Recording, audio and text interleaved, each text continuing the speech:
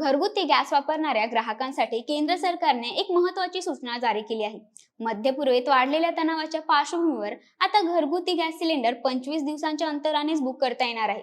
त्यासोबतच भारतातील काही भागांमध्ये व्यावसायिक एलपीजी सिलेंडरचा पुरवठा तात्पुरता पूर्णपणे थांबवण्यात आल्याची माहितीही समोर आली आहे। मध्य पूर्वेत सुरू असलेल्या युद्धामुळे जागतिक इंधन बाजारात ताण निर्माण झाला असून त्यामुळे एलपीजी सिलेंडरची मागणी वाढण्याची तसेच साठेबाजी आणि काळाबाजार होण्याची शक्यता व्यक्त केली जात आहे।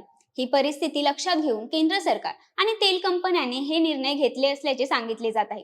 शिवाय या घरगुती गॅसचा वापर हॉटेल किंवा इतर व्यावसायिक कारणांसाठी होऊ नये यासाठी सरकारने कडक भूमिका घेतली आहे। काही ठिकाणी घरगुती सिलेंडरचा व्यावसायिक वापर होत असल्याच्या तक्रारी समोर आल्या होत्या। त्यामुळे अशा प्रकारला आळा घालण्यासाठी बुकिंगच्या नियमांमध्ये बदल करण्यात आले आहेत। दरम्यान घरगुती एलपीजी सिलेंडरच्या किमतींमध्येही 60 रुपयांची वाढ करण्यात आली आहे। पुढील काळात दर आणखी वाढण्याची शक्यता वर्तवली जात आहे।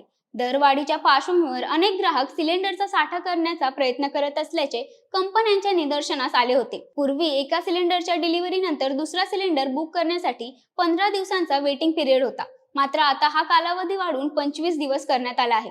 7 मार्च पासून हा नवीन नियम लागू करण्यात आला असून बुकिंग सिस्टीम मध्येही त्यानुसार बदल करण्यात आले आहेत।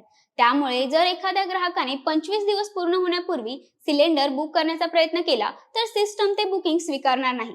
कंपन्यांच्या मते या निर्णयामुळे गॅसची उपलब्धता संतुलित राहील आणि ग्राहकांना वेळेवर सिलेंडर उपलब्ध होण्यास मदत होईल। आता केंद्र सरकारच्या या निर्णयाबद्दल तुम्हाला काय वाटतं? तुमचं मत कमेंट करून नक्की सांगा। धन्यवाद।